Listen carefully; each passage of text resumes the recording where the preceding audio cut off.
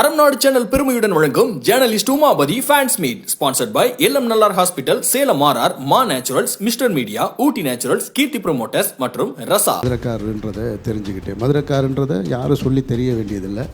அவருடைய பேச்சு நந்தா வந்து இந்த இன்விடேஷன் கொடுக்கும்போது தான் ஃபேன்ஸ் மீட்டுன்னு பார்த்தேன். இது நான் புதுசாக இருக்கு. அதனால் நான் வந்து ஒருத்தரை போய் ஒரு பொது மேடையில் புகழ்கிறதுன்றது இருக்கு இல்லையா, அது எனக்கு என்னை பொறுத்த மட்டும் உளப்பூர்வமாக இருக்கும். நான் உணரணும் அதை.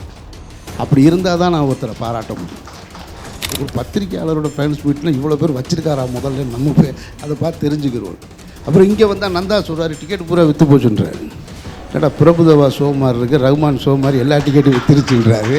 அவரை எனக்கு நேரடியாக பழக்கம் இல்லைன்னாலும் சமீப காலங்களில் ஊடகங்களில் பார்த்துருக்கேன். அது ஒரு கருத்தை எடுத்து வைக்கிறது, அதை நகைச்சுவையாக எடுத்து வைக்கிறது, ரொம்ப அழகாக உதாரணங்களை சொல்லி, திரைப்பட உதாரணங்களை சொல்லி, வாழ்வியல் சம்பவங்களை சொல்லுவதில் அவருக்கு நிகர் அவர் தான். அவருக்கு இணையாக இன்னொருத்தர் கிடையாது. ஒருவரே தன்னை பற்றி சொல்லிய விஷயங்கள்லாம் பார்க்கும் பொழுது உண்மையிலே ஒரு சம்பவக்காரர் தான். உங்களை விட மூத்த பத்திரிகையாளர்கள் இருந்திருக்கலாம், உங்களை விட ஊடகவியலாளர்கள் நிறைய பேர் இருந்திருக்கலாம். ஆனால் இந்த அங்கீகாரம் முதல் முறையாக உங்களுக்கு கிடைத்திருக்கிறது என்னுடைய நெஞ்சாதி. அப்போ என்ன செய்கிறாங்கன்னா, இப்போ இருக்கக்கூடிய இங்கே தமிழ்நாட்டில் புதுசாக கிளம்பி இருக்கிற ஒரு கூட்டம் இருக்குல்ல, அந்த வள்ளுவருக்கு காவி அடிக்கிற டீமு, எம்ஜிஆரை எங்காலும்பாங்க. நான் என்னுடைய புகழ் வெளிச்சத்தை நான் என் பக்கமும் என்னுடைய குடும்பத்தார் பக்கமும் திருப்புறதா, அதை என்னுடைய மக்கள் பக்கம் திருப்புறதான்னு யோசிக்கும் போது தான் நான் திரும்ப மக்கள் பக்கமே திருப்பி விட்டேன். உங்ககிட்ட அந்த அறம் இருந்ததுனால தான் அறம் நாடு உங்களை இங்கே கொண்டு வந்து உட்கார வச்சிருக்கீங்க.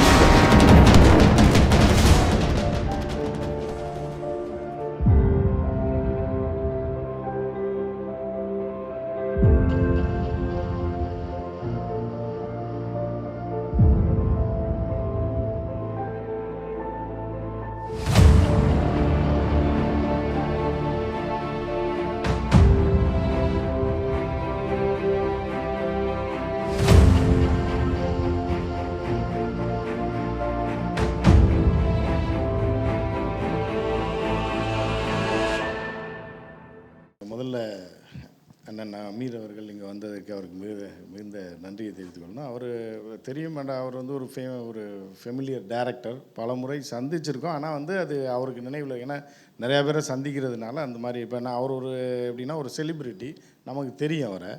பட் நாம் சந்திக்கும் போது அது இப்போ தந்தி அலுவலகத்தில் தலைமை ஆசிரியராக இருக்கும்போது ஒரு முறை சந்திச்சிருக்கோம். அது சும்மா ஒரு 2 நிமிஷம் அவர் வந்திருக்காரு.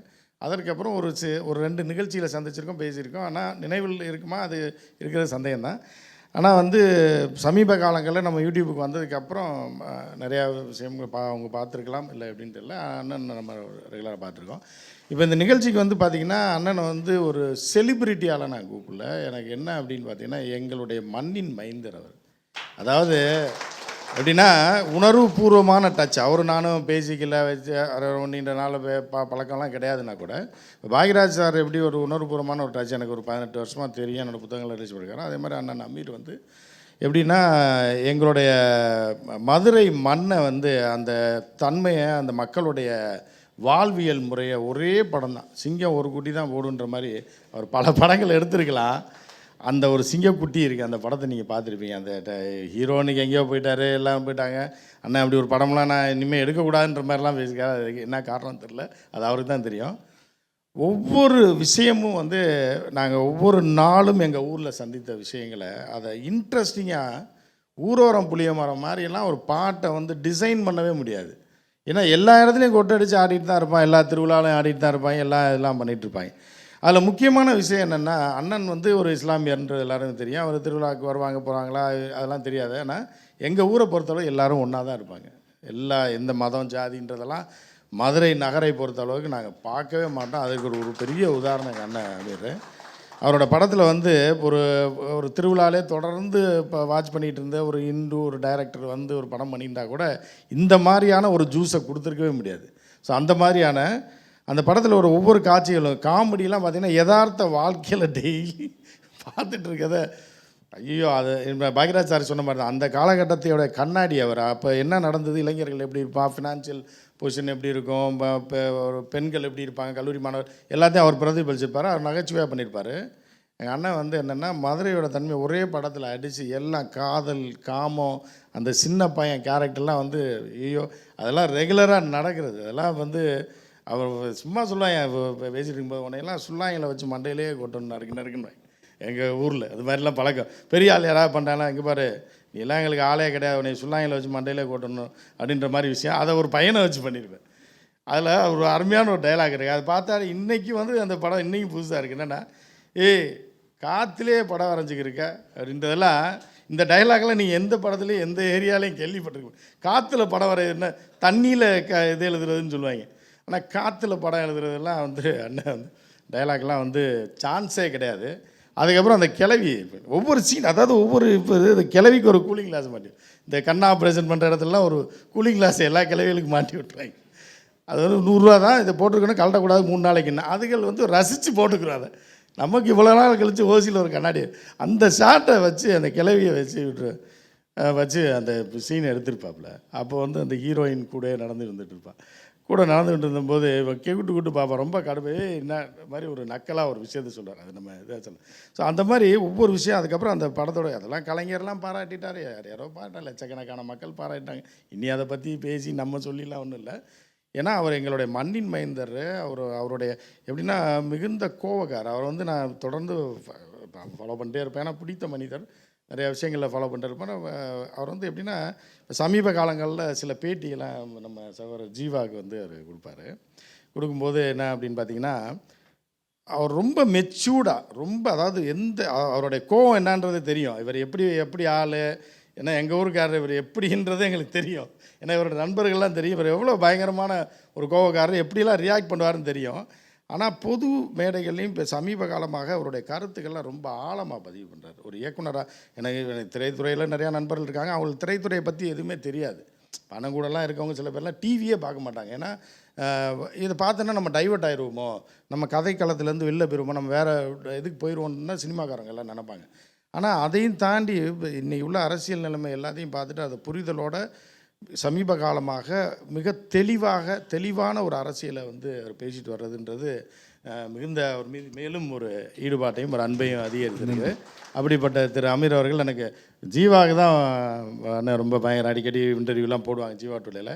அப்போ நான் ஜீவாட்ட பேசிகிட்டு இருக்கும்போது சொல்லும்போது உடனடியாக அவர் சம்மதித்து விட்டார். சம்மதித்து வந்ததுக்கு முதல்ல அவருக்கு பெரிய நன்றியை தெரிவித்துக் கொள்கிறேன். அப்புறம்ண்ணே எங்களோட ஒரே ஆசை தான் ஒரு வெறிவங்கிட்ட வேறு கேள்வியெல்லாம் பெருசாக இல்லை. இது அரசியல் சமூக காலங்கள்லாம் தெரியும். அதை பற்றி நாங்கள் வீடியோலாம் போட்டிருக்கோம். உங்கள் விவகாரங்கள்லாம் போட்டிருக்கோம். சமீப காலத்தில் கூட ஒரு தகவல் வந்தது. அதை பற்றிலாம் உடச்சி நாங்கள் பேசியிருக்கோம். அது என்ன காரணம் அப்படின்றதெல்லாம் அது ஒரு அரசியல். அது உங்களுக்கும் தெரியும் எங்களுக்கும் தெரியும். ஸோ இப்போ நீங்கள் அடுத்து வந்து என்னென்னா நீங்கள் வந்து அரசியல் திரைப்படத்தில் நிறையா கசப்பான அனுபவங்கள் இருந்திருக்கலாம் அப்படிலாம் இருந்திருக்கலாம். எப்போ திருப்பி வந்து ஒரு மண்ணோட கதையை நீங்கள் தர போகிறீங்க? வணக்கம். அரங்கத்தில் இருக்கும் அனைவருக்கும் இறைவன் புறத்தில் வந்து சாந்தியும் சமானம் உண்டாகட்டும். நான் அந்த கேள்விக்கு பதில் சொல்ல முன்னாடி 2 நிமிஷம் பேசிக்கிறேன். அதாவது இந்த நிகழ்ச்சி ரொம்ப அழைக்கும்போது ஒரு நிகழ்ச்சி வந்து என்னை போன்றவர்களுக்கு வந்து தவிர்க்க முடியாமல் ஒரு நிகழ்ச்சியை ஒத்துப்போம். அது யார் கேட்குறாங்க, ரொம்ப நெருக்கமானவங்க கேட்குறாங்களா அப்படின்றத வச்சுக்கிட்டு தவிர்க்க முடியாமல் சில நேரங்களில் நான்லாம் அழைச்சாலுமே போக மாட்டேன். அப்படி ஒரு ஆள் நேரில் வந்து கூப்பிட்டாலுமே சில இதுக்கு அப்படியே தவிர்த்துருவேன் மேக்ஸிமம். அப்போது இந்த நிகழ்ச்சிக்கு அவங்க அழைக்காமலே தோழர் ஜீவா சொல்லி நான் வர்றேன் அப்படின்னு சொன்னால் அது சகோதரர் உமாபதி அவர்கள் சொன்னது மாதிரி ஒருத்தவங்களை பார்த்து பழகி நீண்ட நெடிய காலம் ஒரு குறிப்பிட்ட வருடங்கள் பழகியிருப்போம். ஆனால் சிலரை வந்து நம்ம வந்து பார்க்காமலே தூரத்திலே ஒரு உணர்வு நமக்குள்ள ஒரு நட்பு உணர்வு இருந்துக்கிட்டே இருக்கும். அந்த மாதிரியான ஒரு நட்பு உணர்வு தான் அண்ணன் உமாபதிக்கும் எனக்குமான உணர்வு. அவர் சொன்னது மாதிரி நம்ம பார்த்துக்கிட்ட காலங்கள், பேசிக்கிட்டது, சந்தித்தது ரொம்ப குறைவு. சந்தித்த நிகழ்ச்சியெல்லாம் அவர் ஞாபகம் வச்சுருக்காரு, எனக்கு ஞாபகம் இல்லை. ஆனால் நான் ஊடக வழியாக தான் அவரை நான் அறிந்து கொண்டேன். அப்புறம்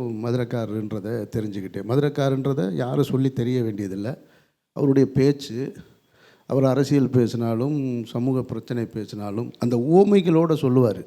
அது அந்த ஊர்லேருந்து வர்றது, அந்த மதுரை ஸ்லாங்கில் அதை வைத்து தெரிந்து கொண்டது. அப்போ தோழர் சொல்லும்போது நான் வந்துடுறேன் அப்படின்ட்டேன். உண்மையிலே நான் வர்றேன்னு சொல்லும்போது என்ன நிகழ்ச்சின்னு கூட தெரியாது.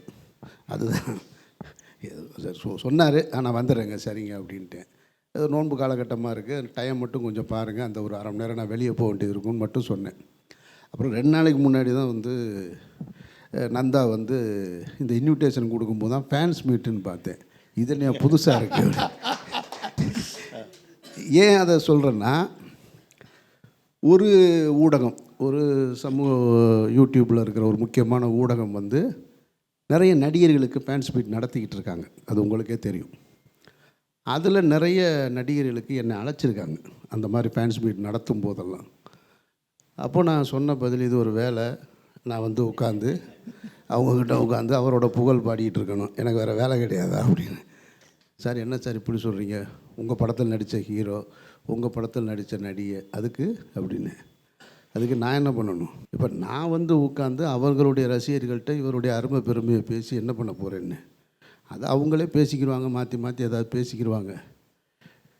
இப்போ நீங்கள் ஒரு விவாதமில் ஒரு இடத்த வந்து சார் இவர்கிட்ட இருக்க நிறை குறைய சொல்லுங்கன்னா நம்ம சொல்லலாம். ஏன்னா எல்லாருக்குமே பாசிட்டிவாக ஒரு திரைப்படத்தில் நடித்த நடிகர்களுடைய பாசிட்டிவ் தான் தெரியும். அந்த படம் உருவாகும் போது ஏற்பட்ட நிகழ்வுகள் இருக்கும்ல, அதில் ஒரு ஆர்டிஸ்டோட இன்வால்மெண்ட் என்னவாக இருந்திருக்கும். வெற்றியை வந்து நடிகர்கள் ஈஸியாக எடுத்துக்கிடுவாங்க. அந்த வெற்றிக்கான உழைப்பில் யார் யாருடைய பங்களிப்பு இருந்திருக்குன்றீங்கள, அது வெளியில் வராது. இது மாதிரி என்கிட்ட வந்து சொல்லுவதற்கான கதைகள் நிறைய இருக்குது. அது நான் அடிக்கடி சொல்லுவேன். என்னோடய லைஃப்பில் மட்டும் ஏன்டா அப்படி நடக்குதுன்னு என் நண்பர்கள்ட்ட கேட்பேன். வித்தியாசமாக நடந்திருக்கு ஒன்றும். அப்போ அந்த மாதிரி பேசுகிறான் தான் அலோவ் பண்ணுவீங்களான்னு கேட்பேன் நான். அலோவ் பண்ணுவீங்களான்னு கேட்டோடனே, சார் அது எப்படி சார் சொல்ல முடியும். அப்புறம் இங்கே வந்து என்ன பண்ண சொல்கிறேன், இவர் மட்டும் இல்லைன்னா அந்த படமே நான் எடுத்திருக்க முடியாது அப்படின்னு வந்தெல்லாம் என்னால் சொல்ல முடியாது. அவர் இல்லைன்னா இன்னொருத்தர் வச்சு எடுத்திருப்பேன். அதுதான் நிஜம். ஏன்னா நான் அவரை நம்பி வரல.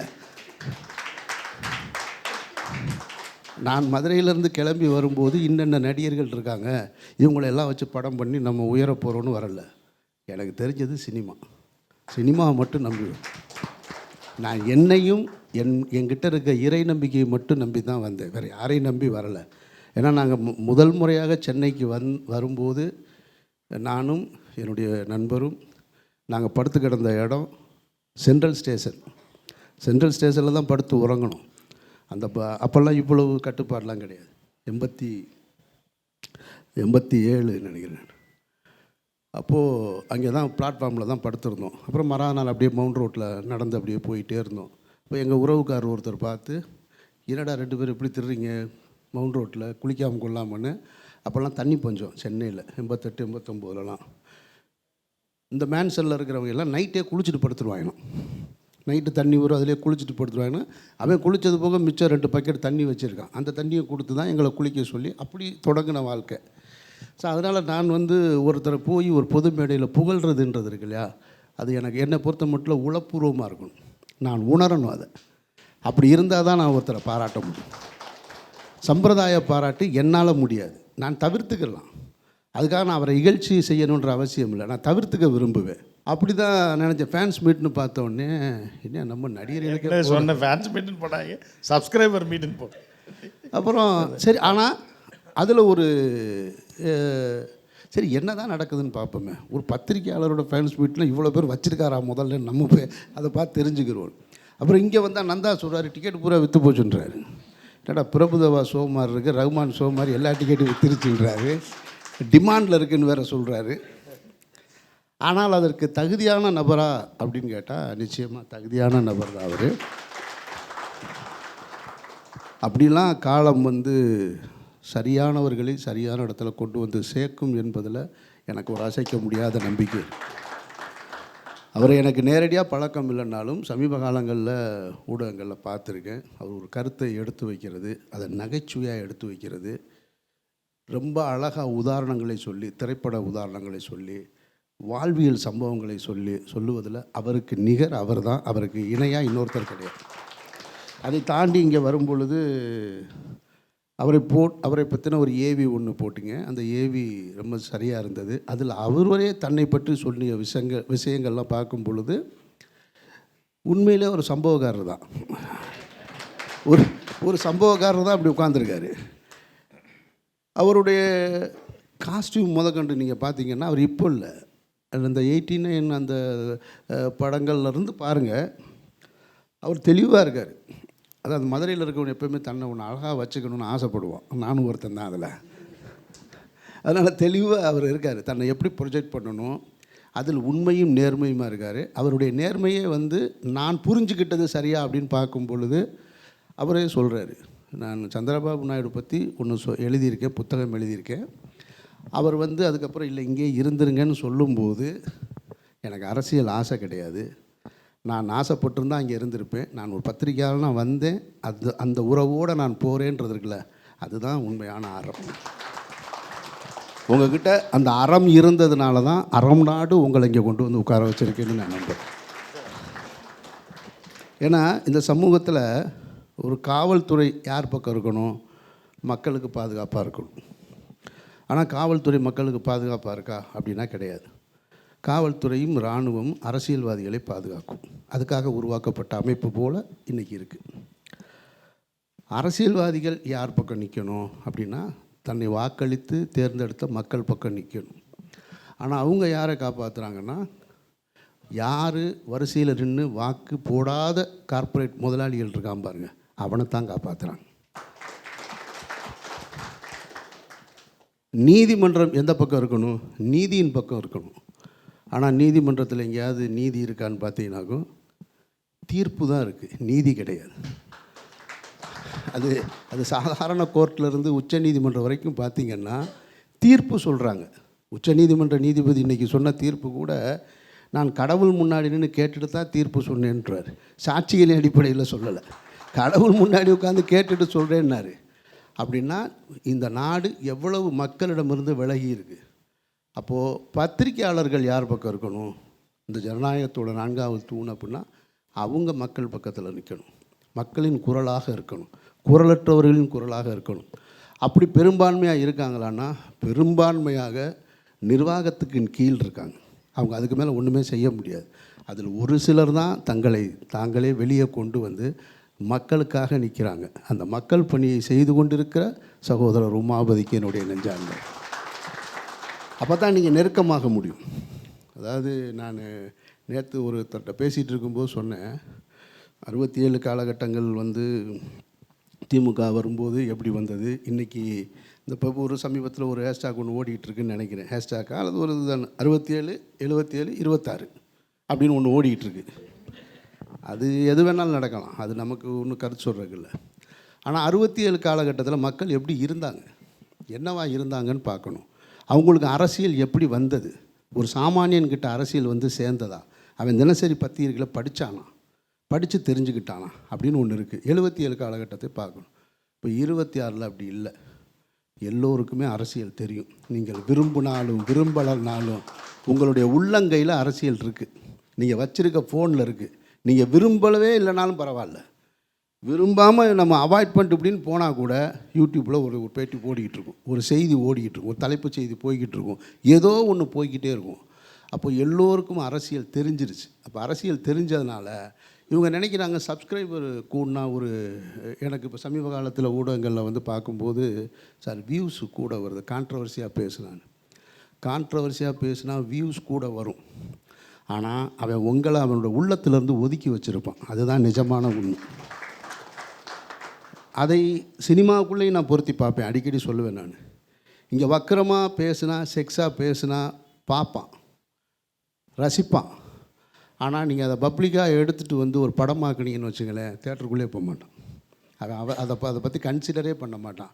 அதை யூஸ் அண்ட் த்ரோ, ஒரு டிஷ்யூ பேப்பர் மாதிரி தான் அந்த படத்தை யூஸ் பண்ணுவானே தவிர அவன் ஒரு வாழை படத்துக்கு கொடுக்குற அங்கீகாரத்தையோ இப்போ சமீபத்தில் குடும்பஸ்தனுக்கு கொடுக்குற அங்கீகாரத்தையோ கொடுக்கவே மாட்டான். அந்த படத்தை அப்படி தான் வச்சு நகட்டிடுவான் அவன். அது மாதிரி வியூஸ் நிறைய இருக்குது, கான்ட்ரவர்சியாக பேசுனா இல்லை செக்ஸ் பேசுனா அப்படின்னா அந்த பத்திரிக்கையாளர்கள் இப்போ சமீபத்தில் யூடியூப்பில் உட்காந்து திரைத்துறையிலே இருந்த பத்திரிக்கையாளர்கள் அந்த திரைத்துறையின் மூலமாக தன்னுடைய வாழ்க்கையும் குடும்பத்தையும் வளமாக்கிக்கிட்டவங்க அல்லது வாழ்வாதாரத்தை கடத்திட்டு போனவங்க. இப்போ என்ன சொல்கிறாங்கன்னா, ஒரு 20 வருஷம் 30 வருஷத்துக்கு முன்னாடி உள்ள நடிகைகளுடைய வாழ்க்கை, அன்றைக்கி யார் கூட இருந்தா, இது அவ்வளோ அபத்தமானது. அதுக்கு வியூஸ் இருக்கான்னா இருக்குது, ஆனால் அவங்க மனசில் உங்களுக்கு அங்கீகாரம் இருக்குமானா இருக்காது. இன்றைக்கி சகோதரர் உமாபதிக்கு ஒரு ஃபேன்ஸ் மீட் நடத்தின மாதிரி அது போன்றவர்களுக்கு நடத்த முடியுமானா நடத்த முடியாது. அப்போது நீங்கள் அறத்தின் பக்கம் நிற்கிறீங்க, மக்களின் பக்கம் நிற்கிறீங்க, மக்கள் பிரச்சனைகளை பேசுகிறீங்கன்னு, அதுதான் உங்களுக்கான அடையாளம். அப்போது இன்றைக்கு அதை தெரிஞ்சு வச்சுருக்கான். எந்த ஊடகவியலாளர் மக்களுக்காக நிற்கிறான், யார் அரசு சார்ந்து நிற்கிறான், யார் மாநில அரசு சார்ந்து இருக்கான், யார் ஒன்றிய அரசு சார்ந்து இருக்கான், அவன் என்ன பேரில் வேணாலும் வரலாம், தமிழ்நாட்டில் மட்டும்தான் அப்படின்றதுக்குள்ளே கண்டுபிடிச்சிருவான்.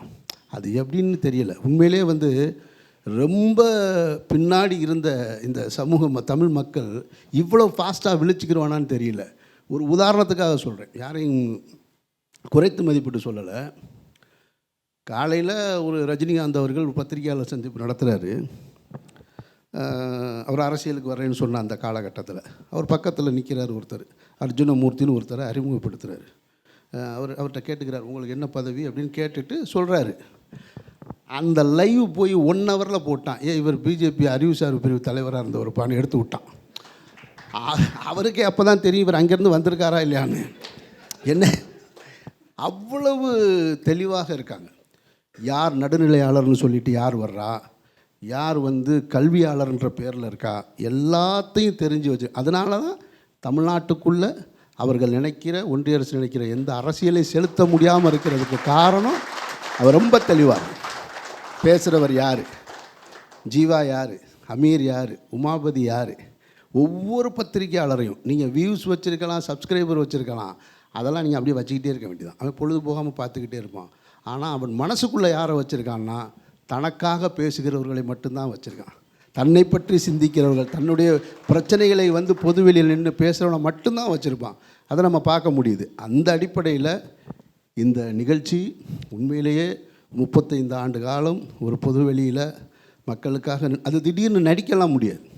அப்படிலாம் எல்லாருனாலும் நடிக்க முடியாது. நல்ல மாதிரி நடித்து கடைசி காலகட்டத்தில் எங்கே தொடங்கினாங்களோ அந்த இடத்துக்கு போகிறவங்க நிறைய பேர் இருப்பாங்க. சிலரால் அது முடியவே முடியாது, அந்த இயல்பு நிலையிலேருந்து மாற முடியாது.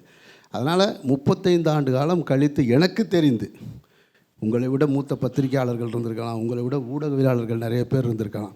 ஆனால் இந்த அங்கீகாரம் முதல் முறையாக உங்களுக்கு கிடைத்திருக்கிறது என்னுடைய நெஞ்சாதி. ஸோ அதனால் சகோதரர் உமாபதி அவர்களுக்கு இந்த நிகழ்ச்சியை ஏற்பாடு செய்த அறம் நாடு நந்தா, அதை பெருமைப்படுத்துவதற்காக வந்திருக்க நீங்கள் எல்லோருக்கும் என்னுடைய நெஞ்சார்ந்த நன்றிகள். இந்த பாராட்டுக்கும் வாழ்த்துக்கும் உரியவராக நீங்கள் இருக்கீங்க, கடைசி வரைக்கும் இருக்கணும் அப்படின்றது என்னுடைய ஆசையும் கூட. நன்றி. ரொம்ப நன்றிண்ணே.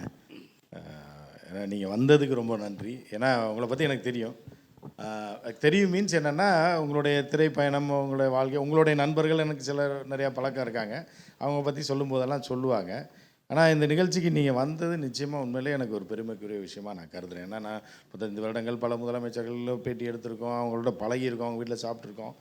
திரைத்துறையில் எத்தனையோ நண்பர்கள் இருக்காங்க. இருந்தால் கூட இந்த நிகழ்ச்சிக்கு நீங்கள் வரணுன்றது நிச்சயமாக அது காரணமே மிக நான் விரும்பி அழைத்த ஒரு மனிதராக, மாமனிதராக தான் அவங்களை நான் பார்க்குறேன். அதே மாதிரி நீங்கள் வந்ததுக்கு ரொம்ப ரொம்ப நன்றிண்ணே. ரொம்ப நன்றி, ரொம்ப நன்றி. நான் எனக்கு ஏதோ கேள்வி கேட்டீங்க. ஆமாம், இல்லை இது திரைத்துறை சார்ந்து உங்கள்கிட்ட நான் அரசியல் தெரியும், அது உங்களுக்கும் தெரியும். இப்போ உங்களுக்குள்ள பிரச்சனைகள் எப்படி வந்துச்சு, என்ன போகுதுன்றதும் தெரியும். ஸோ அதெல்லாம் ஒரு சாதாரண ஒரு விஷயமாக நம்ம பார்க்குறோம். நீங்கள் ஏற்கனவே சொன்ன மாதிரி தமிழர்கள் எல்லாவற்றையும் புரிந்து கொள்வார்கள். அவர்கள் மதம், ஜாதி, இன மொழியெல்லாம் பார்க்க சும்மா லைட்டாக சண்டை போடுவாங்களே தவிர ரொம்ப பெருசாக வேண்டாம். அவங்க மூஞ்சி முறை உடச்சி வாடா தம்பி கோழித்தில் ஆளுக்கு ஒன்று வாங்கி சாப்பிட்லான்றது தான் நம்மளுடைய பாரம்பரியம். சண்டை போடுற மாதிரி தெரியும், வர்றவன் மூஞ்சி முறை உடச்சிருவோன்றது அவங்களுக்கும் தெரியும். அது இன்னும் சமீபத்தில் இன்னும் அடுத்து நடக்க போகுது அந்த கோழி சண்டை.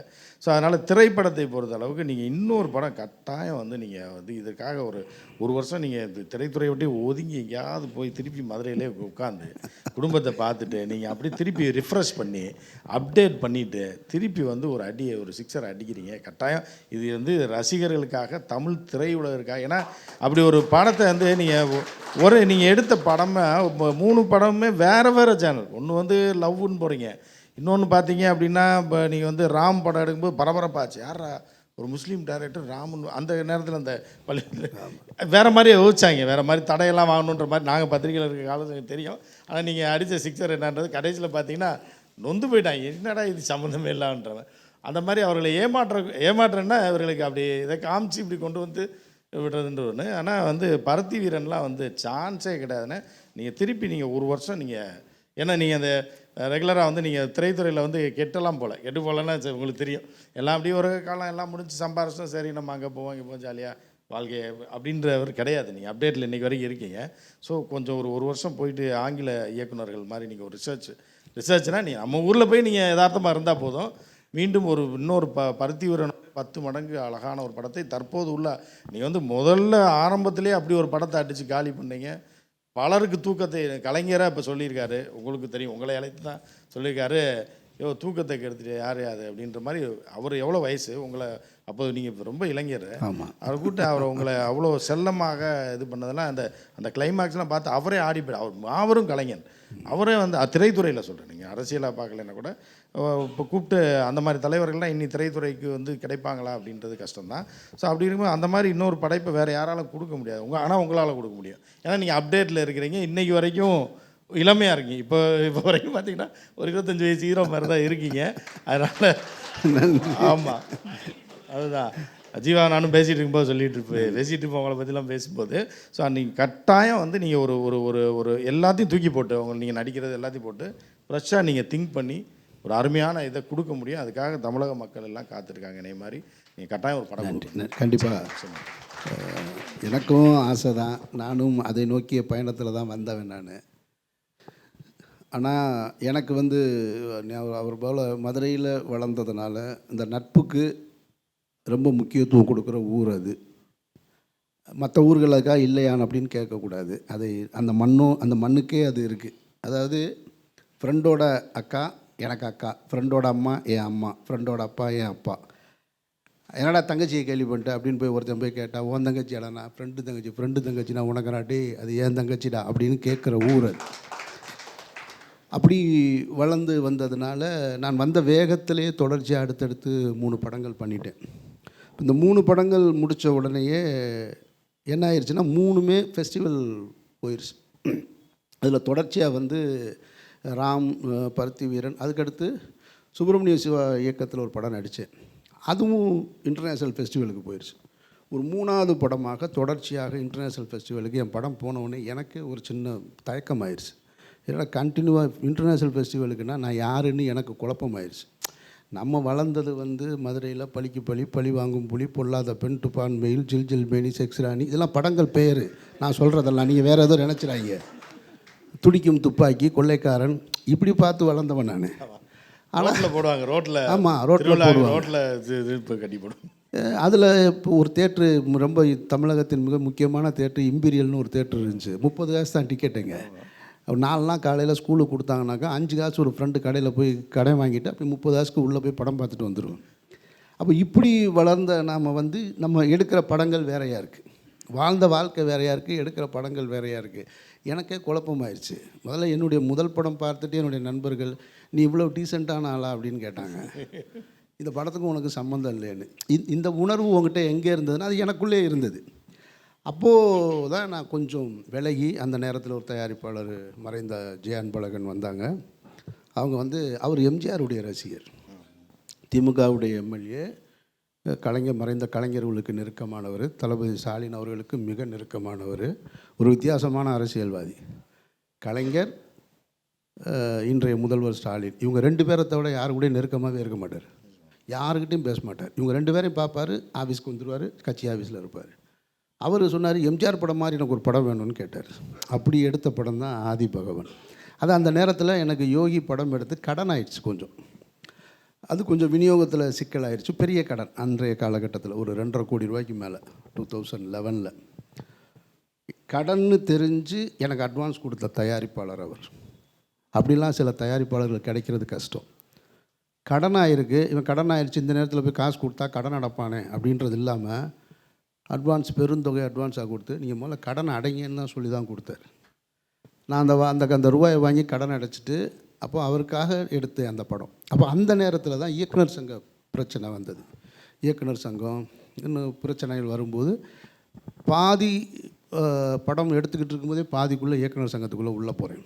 உள்ளே போகும்பொழுது அப்பவும் பாருங்கள், ஒரு தயாரிப்பாளர் அவர் எனக்கு கொடுத்த சலுகை என்னென்னா, அவர் ஒரு அரசியல்வாதியாக இருக்கார், தேர்தல்னால் என்னென்னு தெரியுது, சங்கம்னா என்னென்னு தெரியுது, சரி சரி உங்கள் சங்க பிரச்சனைலாம் முடிச்சுட்டு அப்புறம் வாங்கன்றார். பாதி படம் இன்வெஸ்ட் பண்ணியிருக்கோமே, இதில் என்ன பிரச்சனை வரும் அதெல்லாம் யோசிக்காமல் நீங்கள் போயிட்டு வாங்கன்னு சொல்கிறாரு.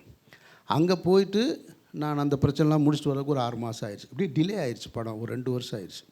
இப்போ 2 வருஷம் ஆகும்போது படம் கடைசியில் நிர்பந்திக்கணும்னா அது ஒரு ஏப்ரல் ரிலீஸ் இல்லாமல் பிப்ரவரி ரிலீஸாக மாட்டிடுச்சு. பிப்ரவரி மார்ச்சில் தமிழ் சினிமா ரிலீஸ் பண்ணவே கூடாதுன்றது எப்போயுமே உள்ளது. அதில் மாட்டிக்கிடுச்சு. அப்போ தான் அந்த விஸ்வரூபம் பிரச்சனை வந்தது. அப்போது அப்புறம் படம் ரிலீஸ் ஆகும்போது அவர் என்ன ஆகிட்டாருன்னா, எதிர்க்கட்சியில் முக்கியமான ஆளாக இருக்கார்.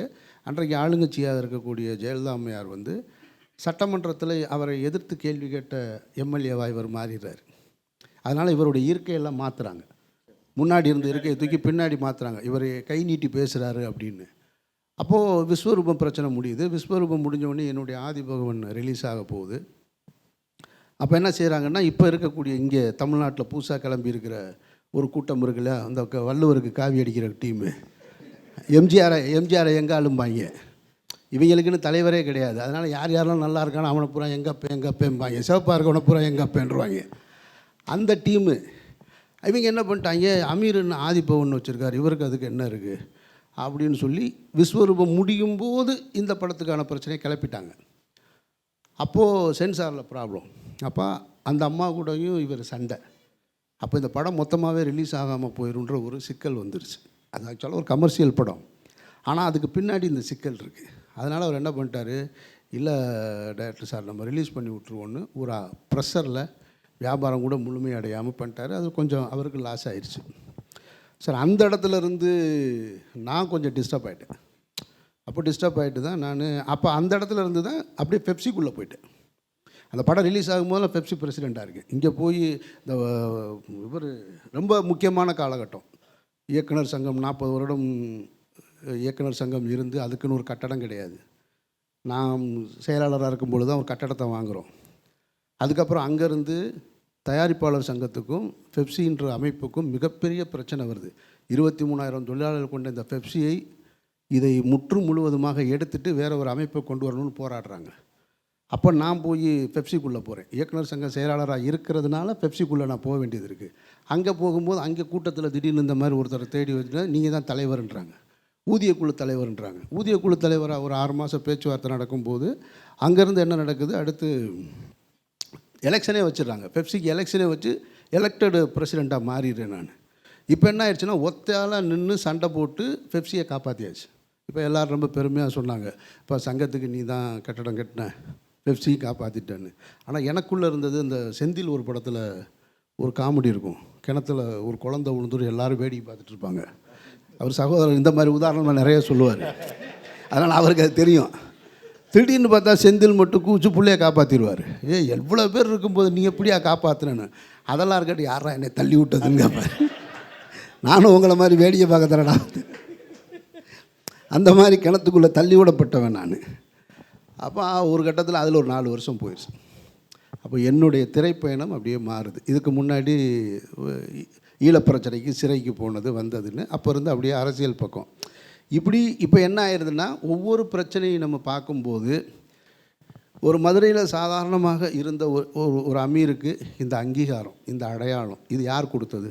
இது திரைத்துறை கொடுத்தது, மக்கள் கொடுத்த அங்கீகாரம். மக்கள் என்னை ரசிக்கிறாங்க, மீடியா என்ன பார்க்குறாங்க. அப்படிங்கும்போது நான் என்னுடைய புகழ் வெளிச்சத்தை நான் என் பக்கமும் என்னுடைய குடும்பத்தார் பக்கமும் திருப்புறதா, அதை என்னுடைய மக்கள் பக்கம் திருப்புறதான்னு யோசிக்கும் போது தான் நான் திரும்ப மக்கள் பக்கமே திருப்பி விட்டேன்.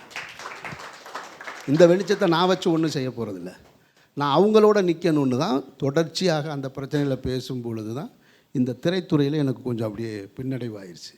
ஆனால் சினிமா மீது உள்ள அந்த ஆசையோ அந்த அந்த அந்த தாகமோ இன்னும் தீரலை. அது கடைசி வரைக்கும் நான் உங்களை திருப்ப வரணும். ஆமாம், அப்டேட்டில் இருக்கீங்க. அது உங்களால் முடியும், உங்களால் மட்டுமே முடியும்னு ஒன்று இருக்கு. நிச்சயமாக சில பேரால் முடியும்னா சரி, அவர் இல்லைன்னா அவர் அமித்சார் இல்லைன்னா சமீர் எடுப்பாருன்னு சொல்லலாம். ஆனால் அமித்சார் எடுக்கிற படத்தை அமித்சார் தான் எடுக்க முடியும். அதனால் அதுவும் அப்டேட்லேயே இருக்குது. நான் வந்து நேற்று நான் மறைக்காமல் சொல்கிற ஒரு உண்மையை நேற்று என்னுடைய நெருங்கிய நண்பரும் என்னுடைய மாயாவளை இயக்குனர் அவர்கிட்ட சொன்னேன். நான் 8ஆம் தேதி ஒரு ஃபங்க்ஷனுக்கு கமிட் பண்ணியிருக்கேன். இந்த ஃபங்க்ஷனுக்கு 9ஆம் தேதியிலேருந்து ஃபோன் நம்பரை மாற்ற போகிறேன். நான் ஃபோக்கஸ்டாக உட்காந்து ஸ்கிரிப்ட் எழுத போகிறேன் அப்படின்னு. ஏன்னா இந்த நிகழ்ச்சி முடிச்சுட்டு போனவுடனே நாளை காலையில் ஒன்று வரும், இன்னொரு நண்பர் கூப்பிடுவார், இன்னொரு நிகழ்ச்சி, இன்னொன்று. இது எல்லாமே வந்து தவிர்க்க முடியாது. நான் எல்லா ஃபங்க்ஷனுக்கு போகிறதில்ல, ரொம்ப மனம் நெருங்கி எங்கே இருக்கோ அங்கே மட்டும்தான் போகிறது. அதனால் ஃபோக்கஸ்டாக இருக்கணும்னு ஆசைப்பட்டிருக்கேன். நிச்சயமாக நடக்கும்னு நம்புகிறேன். நான் இறைவன். ரொம்ப நன்றிண்ணா. இந்த நிகழ்ச்சியில் பங்கேற்றதுக்கு உங்களுக்கு மிகுந்த நன்றி. நன்றி நன்றி. தேங்க்ஸ். ஸோ சார் வந்ததற்கு ரொம்ப நன்றி சார், சாரோட பகிர்ந்துக்கிட்டதுக்கு. ஸோ உமாபதி சாரை இந்த 35 வருட பத்திரிகை அனுபவத்தை அவரை அங்கீகாரப்படுத்தணும்னு நாங்கள் நினைக்கும் போது அதை இவரோட கையை விட வேறு யார் கையாலே கொடுத்தாலும் சிறப்பாக இருக்காதுன்னு நினைக்கிறேன். அது என்னை விட, ஏன்னா இவர்கள்லாம் பார்த்து வளரும் சிறு பிள்ளைகள் நாங்கள். அப்படிங்கும்போது மண்ணின் மைந்தனாக, தமிழ் மீது பற்று கொண்டவராக, நம் மண்ணையும் மக்களையும் நேசிக்கக்கூடியவராக, ஒரு நடிகராக, இயக்குனராக, அரசியல் பேசும் சித்தாந்தத்தோடு பேசக்கூடிய நபராக உங்களை பலமுறை வியந்து பார்க்கிறேன். உங்களது கையாலவே உமாபதி சாருக்கு அந்த ப்ரெசென்ட் பண்ணிடலாம் சார்.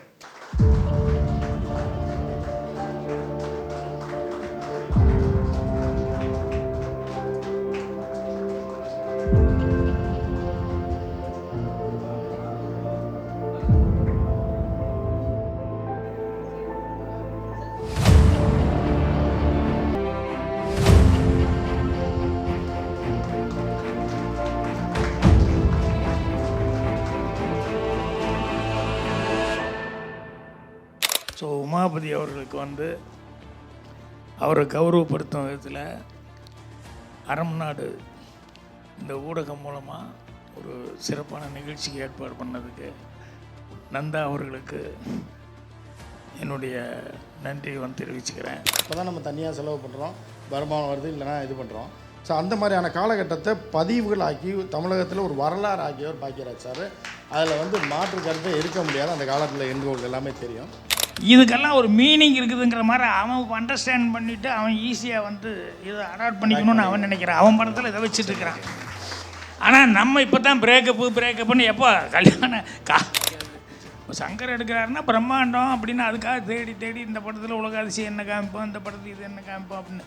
ஸோ அது அவருடைய பேட்டர்ன். அவர் அந்த மாதிரி தான் எடுப்பார். எங்கள் டைரக்டர்னு சொன்னோன்னா அவர் சீரியஸாக தான் எதையுமே சொல்லுவார்.